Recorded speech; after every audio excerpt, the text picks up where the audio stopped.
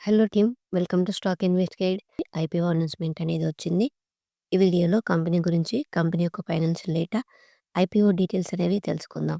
Basic to advance stock market series గురించి మన ఛానల్ని ఫాలో అయ్యే వాళ్ళకి తెలిసే ఉంటుంది. సో నెక్స్ట్ వీడియోలో ఈ సిరీస్కి సంబంధించి కంప్లీట్ ఎక్స్ప్లెనేషన్ అనేది మీకు ఆ వీడియోలో ఎక్స్ప్లెయిన్ చేస్తాను. సిరీస్ ఎలా ఉంటుంది అనేది మీకు ఒక ఐడియా అనేది వస్తుంది. తప్పకుండా ఒకసారి ఆ సిరీస్ ఎక్స్ప్లెనేషన్ వీడియో అనేది చూడండి. బిగినర్స్కి ఖచ్చితంగా హెల్ప్ అవుతుంది. అజాక్స్ ఇంజనీరింగ్ లిమిటెడ్ ఐపీఓ విశ్లేషణ. కంపెనీ గురించి 1992లో స్థాపించబడిన అజాక్స్ ఇంజనీరింగ్ కాంక్రీట్ పరికరాల తయారీలో ప్రముఖ సంస్థ. గత దశాబ్దంలో ఈ కంపెనీ 29,800 కంటే ఎక్కువ యూనిట్లను విక్రయించింది. దేశవ్యాప్తంగా 23 రాష్ట్రాల్లో 51 డీలర్షిప్లను కలిగి ఉంది మరియు అంతర్జాతీయంగా కూడా తన ఉనికిని పెంచుకుంటోంది. కంపెనీ ఆర్థిక స్థితి. కంపెనీ రెవెన్యూ ఏటా పెరుగుతూ వస్తోంది. మార్చి 2022 771 కోట్లు రూపాయలు. మార్చి 2023 1172 కోట్లు రూపాయలు. మార్చి 2024 1780 కోట్లు రూపాయలు. అదేవిధంగా నికర లాభాలు ప్రాఫిట్స్ కూడా వృద్ధి చెందుతున్నాయి. మార్చి 2022 66 కోట్లు రూపాయలు. మార్చి 2023 135 కోట్లు రూపాయలు. మార్చి 2024 225 కోట్లు రూపాయలు.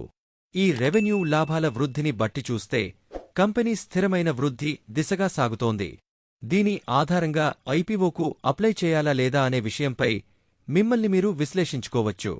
ఐపీఓ వివరాలు. షేర్ ధర ₹599, 629 రూపాయలు. లాట్ సైజు 23 షేర్లు. మొత్తం ఇష్యూ సైజు 1,269 కోట్లు రూపాయలు. మినిమం ఇన్వెస్ట్మెంట్ ₹14,467 రూపాయలు. ఐపీఓ ముఖ్య తేదీలు.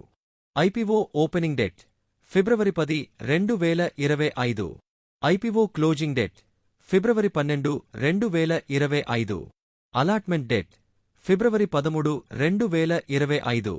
రిఫండ్ ఫీఫండ్ డేట్ ఫిబ్రవరి 14, 2025.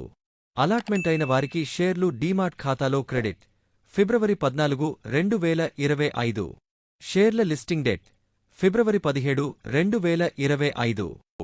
ఈ ఐపీఓలో పెట్టుబడి పెట్టాలా అనేది మీ పెట్టుబడి లక్ష్యాలు, రిస్క్ తీసుకునే సామర్థ్యం, కంపెనీపై నమ్మకం ఆధారంగా నిర్ణయించుకోవాలి.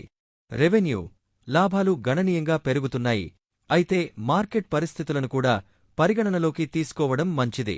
మీరు ఈ ఐపీఓలో అప్లై చేయాలనుకుంటే తప్పనిసరిగా పూర్తి విశ్లేషణ చేసుకుని నిర్ణయం తీసుకోండి.